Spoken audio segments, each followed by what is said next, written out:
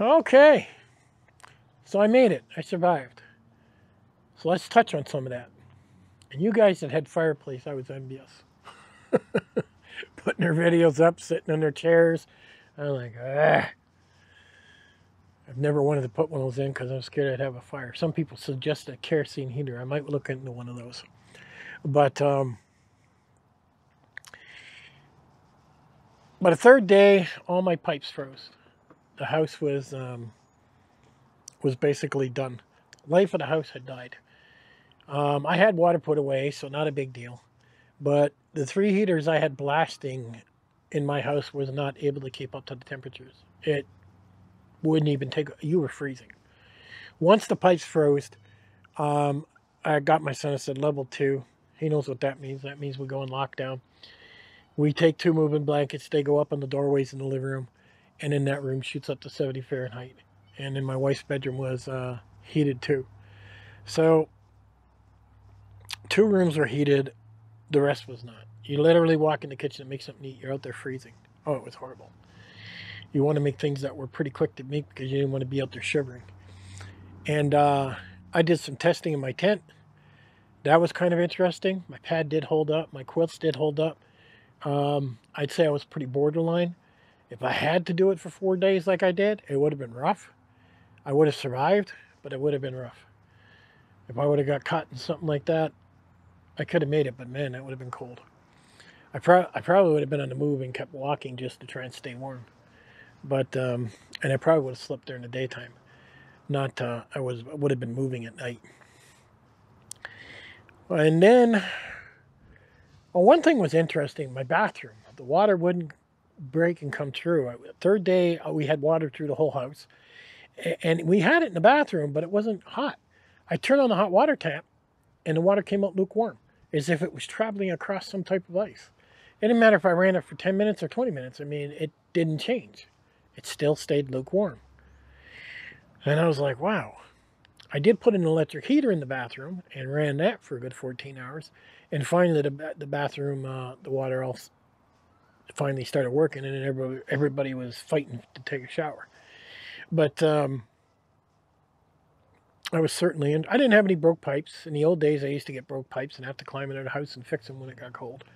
But since I redid the entire house in PEX, I don't get that no more. Now, that's a big thing. Like, you were preparing for certain little events, and you're not going to know until it happens whether or not you did it right. And that's the biggest thing about it. I know my house pipes are going to freeze. That's why I replaced it all PEX. Now, it cost me money. It did. And that had to be, that was a little bit of money to put in the house, but it was well worth it. Look at what happened now. It was worth every dime. And every year we get one freeze, sometimes 2. And we have to endure it for a little bit. But this was pretty cold. This was really cold. My heaters couldn't even keep up. So that was quite interesting. Bunker had no heat because my ductless system that runs air and heat, after a certain temperature, it doesn't throw any heat anymore. So somebody suggested a kerosene heater. I almost went and bought one. I could have went down and put it on the credit card, but I went, a couple days we'll be in 60s, so I never did. But it's something I might look into. You never buy things when you need them like that, because all the prices are cranked up, right? You wait till spring or whatever, and then you see it, you could probably get one for half the price. So I'll keep my eyes open, and when I see one, I'll pick it up when it's a good deal. But it was interesting going through that. One of my neighbors had their pipes all frozen, and they were going crazy. They were actually trying to heat up underneath their trailer. I went, no. You need to wait. I'm sorry. You have to have patience. Shut the water off at the street and just wait. And then once it warms up, go turn the water back on to see if you got any pipes that blew. You can't be in a hurry to get things going. Now, I seen some people yesterday that had those great big propane heaters with the big tubes on them, and these cats are driving me nuts. So they were trying to heat up the best they can because they didn't want to even go 1 hour without water, right? And sometimes you just got to wait. I've been without water so many times, usually once or twice a year. I'm used to it. But you adapt. And I constantly tell people, you know, your vehicle should have a sleeping bag in it. Your vehicle should have extra clothes, hat, gloves. I mean, you don't know what you're going to run into. They had, in Buffalo, New York, they had, I guess you would call them weather tourists, is what you would call them.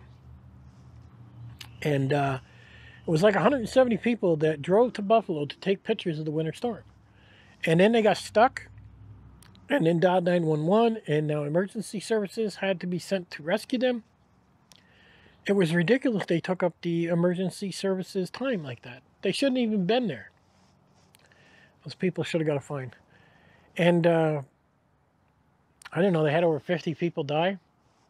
You know, some of it was regular death. I mean, you know, the guy's out shoveling snow and he has a heart attack and falls into the snowbank, and homeless people died. And, you know, there was one woman, her son was on some type of machine for oxygen, and the electricity went out.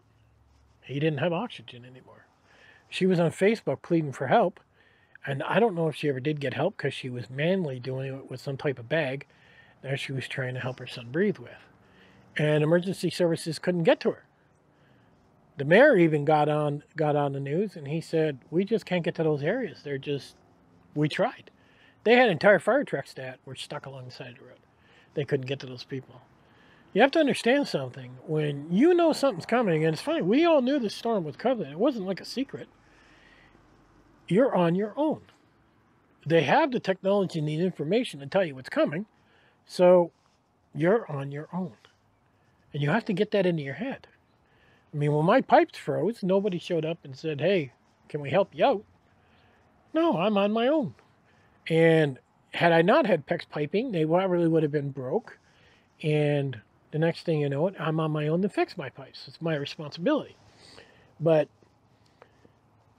a lot of people weren't prepared. Even the people that were in their vehicles that were driving into a winter storm didn't have a sleeping bag or a pair of boots or gloves or hat. I was just like flabbergasted. I was like, look at these people. There is a certain percentage of stupid people in this country. And I really wonder what that percentage is. When somebody drives into a winter storm on purpose and doesn't have any form of clothing or layered clothing or sleeping bags or anything in their vehicle, that's just a whole new kind of stupid. It really is. Now, I've got everything set up in what I refer to as levels, and that's what it is. When I don't know if prepping could be considered that, but you're postponing time. That's all you're doing. So let's say you got 1 month of food and water, and shit has really hit the fan. We've been attacked or something's gone on. Those not prepared, you're going to have a lot of dead people in the first 2 weeks, right? So all you're doing is sitting still and postponing time. Because you think about it, the more that die, the less of a threat there will be. And that's what you're doing. The longer you can go, well, the better it is for you. And the same thing applied when the pipes all froze. We put up the blankets, the moving blankets. We sealed off the rooms. And certain rooms had heat, certain rooms didn't. You had a place to stay warm. It's time. We're just bidding out our 2 or 3 days until we get, 60, 70 degree weather coming back. And that's all you're doing.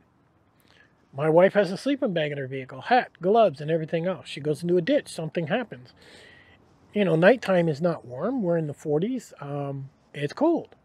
She could climb in there, give me a call and say, hey, I went off the road. I'm over here. I almost hit a deer, whatever. On my way. And she's just bidding time. So it takes, 3 hours or so for me to get to her. She's just bidding time till I get to her. And that's what you're doing. You're just bidding time. Now, if you've gotten stuck in Buffalo and they can't reach you, well, now you're stuck. Now, I suppose you could go and knock on somebody's house door and hope to help you. Not too many people are willing to do that. But if you're in your vehicle and you got a sleeping bag and you put everything, and you're warm, well, life's okay. You're not in danger. You're always trying to protect yourself from that danger. And that's the biggest key.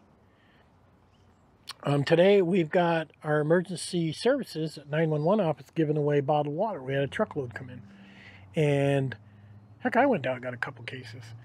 And because there's a lot of people with broken pipes, a lot of people, and they're all trying to fix them. Even the city has broken pipes. They sent out a message to our city saying, please conserve water because we're out fixing pipes. Because we had pipes break left and so our pipes are not 6 feet under the ground in Tennessee. You literally, they're like, I don't know, 6 inches. Our water pipes are not under the ground. They freeze all the time, is what they do. And even if the pipes in my house didn't freeze, the water coming into my house would have frozen. So it wouldn't have mattered either way. But this is what you're doing. So if you've got a house where pipes break, put in PEX piping. Set up your house so it's in segments, like small capsule. I mean, I could have went for a complete system. What do you call those? I don't even remember. Where you put in, oh, central unit. I put in a central unit with heat and air. Okay, if that central unit breaks, everything's broken in my house. And that's why I never installed that. Like, I had contractor guys say, you'd be better off with a central unit. I said, no, I wouldn't. See, my house has air conditioners on the outside of the windows. I have 3 of them. And 2 of them run all the time. The other one's there as a backup. If one of my air conditioners break, well, trying to get a repair guy around here is like, forget it, you're going to wait a week. So I just kicked the air conditioner in the window, go to Lowe's, buy a new one, put it in the window, and I'm done. 3 hours later, I got air again. And that's the best way to do it. I got 3 units for heating with gas. 1 breaks, okay, 2 more. Everything is set up in levels in my house. So no matter what, everything still keeps working to a certain extent. And I'm always thinking that way. I even have a setup in my front yard. I might show you guys. You'll think I'm crazy. I'll make that maybe another video. But prep your vehicle as in the way of time. You're just trying to postpone time. Can you survive in your vehicle for 3 days if you get stuck somewhere? Because now it gives you time to get help and people can reach you. But quite a few people died in this storm. And it's because they're not prepared. You know, if you're not in good shape, you don't get out there and start shoveling a driveway with 4 feet of snow, and you're going to give yourself a heart attack. You know, apparently there was a bunch of gouging going on. They were charging $200 a driveway if they had a snowplow. So they were making pretty good money.